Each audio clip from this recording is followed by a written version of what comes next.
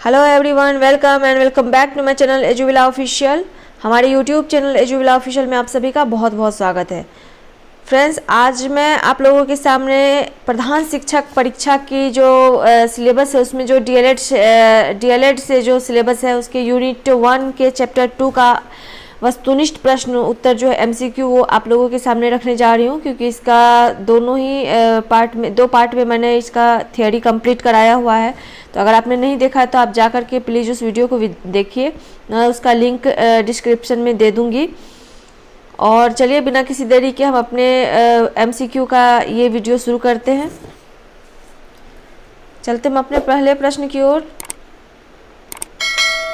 हमारा जो पहला प्रश्न है वो है, शिक्षा जीवन की वह विशिष्ट प्रक्रिया है जिसमें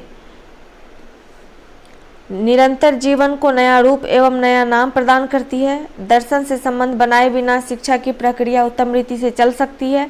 विकास की गति एवं प्रकृति को समझने के लिए शिक्षा की सामग्री का ज्ञान होना आवश्यक नहीं है। उपरोक्त में से कोई नहीं। इसका सही जवाब वो हो जाएगा एक ए, निरंतर जीवन को नया रूप एवं नया नाम प्रदान करती है। दूसरा प्रश्न, निम्न में से कौन सा सही नहीं है? पहला, शिक्षा को आंग्ल भाषा में एजुकेशन कहते हैं, ये तो बिल्कुल ही सही है। शिक्षा शब्द की उत्पत्ति लैटिन भाषा से हुई है, ये भी सही है। शिक्षा शब्द का अर्थ जन्मजात शक्तियों का सर्वांगीण विकास करना होता है, ये भी सही है। तो जो इसमें से सही नहीं है वो हो जाएगा डी नंबर, वास्तविक रूप में शिक्षा का प्रथम स्रोत परिवार होता है। ये तो सही उत्तर हो जाएगा डी। तीसरा प्रश्न, शिक्षा द्वारा एक पीढ़ी से दूसरी पीढ़ी के लोगों का दूसरी पीढ़ी के लोगों में संस्कृति का संक्रमण करते हैं ताकि वे उसका संरक्षण कर सकें और यदि संभव हो तो उसकी उन्नति करना। ये कथन निम्न में से किसका है? फ्रॉबेल, सुकरात, पाल्फ्रेटे, मैकेंजी, ये किसका है? तो ये है फ्रॉबेल का। अगला प्रश्न है, शिक्षा परिवर्तन का एक साधन है, यह कार्य समाज में निम्न में से किसके द्वारा किया जाता है? परिवार द्वारा, धर्म समूह द्वारा, सामाजिक एवं राजनीतिक संस्थाओं द्वारा या उपरोक्त सभी? तो इसका जो सही उत्तर है वो हो जाएगा उपरोक्त सभी। शिक्षा का जो कार्य है वो समाज में वो परिवार के द्वारा, धर्म समूह और सामाजिक एवं राजनीतिक संस्थाओं द्वारा, सभी के द्वारा किया जाता है। अगला प्रश्न है, शिक्षा के लिए क्या उद्देश्य हो सकते हैं? पहला, बालक की क्षमता का विकास करना। दूसरा, ज्ञानार्जन के अनुसार जीविकोपार्जन करना। तीसरा, बालकों या विद्यार्थियों में सृजनात्मक क्षमता का विकास करना तथा इन्हें सृजनात्मक कार्य के लिए प्रेरित करना। चौथा है उपरोक्त सभी। तो इसका जो सही उत्तर जो है वो हो जाएगा उपरोक्त सभी। ये सभी उद्देश्य शिक्षा के हैं। छठवां प्रश्न है हमारा, निम्न में से शिक्षा के प्रमुख कार्य कौन कौन से हैं? अच्छे नागरिकों का निर्माण, भौतिक संपन्नता की प्राप्ति, ए और बी दोनों, या इनमें से कोई नहीं। इसका सही उत्तर क्या हो जाएगा? ये हो जाएगा ए और बी दोनों, सी नंबर। सातवां प्रश्न है, शिक्षा के दर्शन शास्त्रीय आधार में क्या समाहित होता है? दर्शन एवं शिक्षा में अटूट संबंध पाया जाता है। शिक्षा हमारे जीवन में दर्शन द्वारा परिवर्तन लाती है। नए ज्ञान की खोज करने के लिए अवलोकन, परीक्षण तथा चिंतन का विकास होता है, या उपरोक्त सभी? तो इसका जो सही जवाब है वो हो जाएगा उपरोक्त सभी। अगला प्रश्न है हमारा, शिक्षा के उद्देश्यों में क्या क्या आवश्यक होता है? समाज की आवश्यकता, समाज की मान्यता, समाज के आदर्श, या ये सभी? इसका सही जवाब क्या हो जाएगा? वो हो जाएगा यह सभी। अगला प्रश्न है हमारा, समाज की राजनीतिक विचारधारा शिक्षा के उद्देश्यों के निर्माण में महत्वपूर्ण भूमिका अदा करती है। शासक वर्ग की विशेषताओं को दर्शाती है। इसका मुख्य उद्देश्य राष्ट्रीय सुरक्षा को बनाए रखना होता है, ए और बी दोनों, या केवल बी? तो इसका सही जवाब क्या हो जाएगा? इसका सही जवाब हो जाएगा ए और बी दोनों, सी नंबर। 10वां प्रश्न है हमारा, शिक्षा के मनोवैज्ञानिक आधार निम्न में से कौन कौन से हैं? शिक्षा स्वयं में छात्रों के व्यवहार में परिवर्तन लाने का साधन है। अनुशासन स्थापित करने में सहायक होते हैं। स्वयं को समझने में सहायक, या उपरोक्त सभी? तो इसका सही जवाब क्या हो जाएगा? वो हो जाएगा उपरोक्त सभी। अगला प्रश्न है हमारा, संस्कृति में किसी समुदाय के सामूहिक उत्कृष्ट अनुभव को रखते हैं जिसका संबंध किससे है? हमारे खान पान से, हमारे संगीत सुनने से, हमारे पहनावा से। ए और सी। तो इसका सही जवाब जो है वो हो जाएगा कौन? वो हो जाएगा ए और सी, हमारे खान पान और पहनावा से।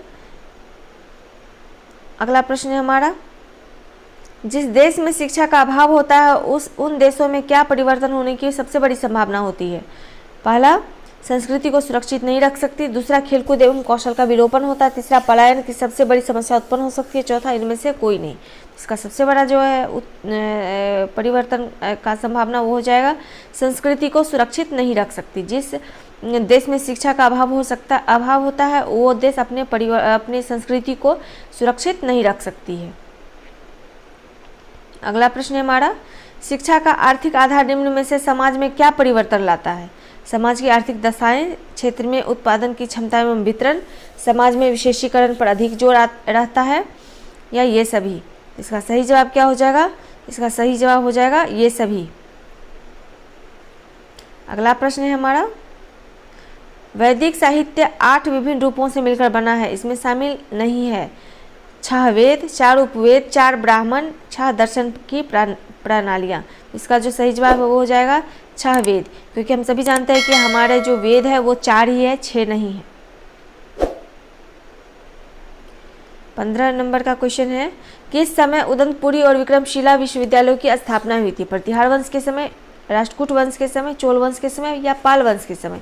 तो ये जो दोनों विश्वविद्यालय हैं इनकी स्थापना पाल वंश के समय हुई थी। निम्न में से कौन सही है? महमूद गजनी का 1000 ईस्वी में भारत पर आक्रमण हुआ, ये बिल्कुल ही सही है। मोहम्मद गौरी का 1175 ईस्वी में भारत में आगमन हुआ, ये भी सही है। मोहम्मद गजनी एवं गौरी ने बौद्ध एवं हिंदू के शिक्षा केंद्रों को क्षति पहुंचाई, ये भी सही है। तो इसका सही जवाब क्या हो जाएगा? वो हो जाएगा उपरोक्त सभी। निम्न में से कौन सा सुमेलित युग्म है? मतलब इस युग्म को सुमेलित करने के लिए कहा जा रहा है। तो इसका जो सही जवाब है वो हो जाएगा क्या? 1817 में क्या हुआ था? 1817 में हिंदू कॉलेज की स्थापना हुई थी। 1817 में क्या हुई थी? हिंदू कॉलेज की स्थापना हुई थी। 1918 में क्या हुआ था? 1918 में हुआ था उस्मानिया विश्वविद्यालय का स्थापना। 1857 में क्या हुआ था? कोलकाता, मुंबई एवं मद्रास में विश्वविद्यालयों की स्थापना हुई थी। और 1920 में क्या हुआ था? अलीगढ़ मुस्लिम विश्वविद्यालय की स्थापना हुई थी।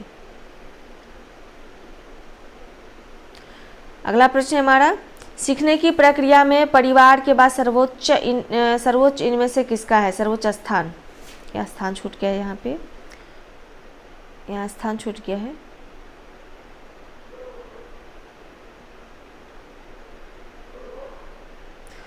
सर्वोच्च स्थान किसका है? समाज का, समूहों का, विद्यालय का, विशेष जाति समूह का, जिसमें वो रहता है। तो इसका सही जवाब क्या हो जाएगा? वो हो जाएगा विद्यालय का। विद्यालय के उद्देश्यों से समाज में क्या मूल परिवर्तन आता है? लिंगीय असमानता में कमी आती है, सामूहिकता की भावना उत्पन्न होती है, साथ साथ कार्य करने की प्रवृत्ति बढ़ती है, या ये सभी? तो इसका सही जवाब क्या हो जाएगा? वो हो जाएगा उपरोक्त सभी। 20वां प्रश्न है, विद्यालय शिक्षा का डैश अभिकरण है? औपचारिक, अनौपचारिक, चारित्रिक विकास, ये सभी? इसका सही जवाब क्या हो जाएगा? इसका सही जवाब है वो हो जाएगा औपचारिक। विद्यालय शिक्षा का औपचारिक संस्था है, औपचारिक अभिकरण है। अगला प्रश्न है हमारा, किसी लोकतांत्रिक देश की सफलता निर्भर करती है? किसी लोकतांत्रिक देश की सफलता निर्भर करती है, वो किस पे करती है?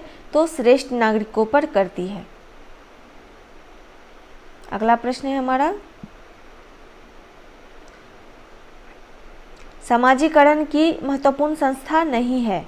परिवार, समुदाय, विद्यालय, सरकार? तो इसका सही उत्तर हो जाएगा वो है सरकार।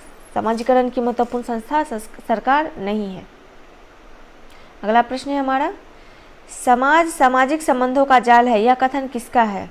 गिडिंग्स का, राइट का, मैकाइवर एवं पेज का, लेपियर का? तो ये कथन है मैकाइवर एवं पेज का। समाज जो है वो सामाजिक संबंधों का जाल है, ये किन्होंने कहा था? तो मैकाइवर एवं पेज ने कहा था।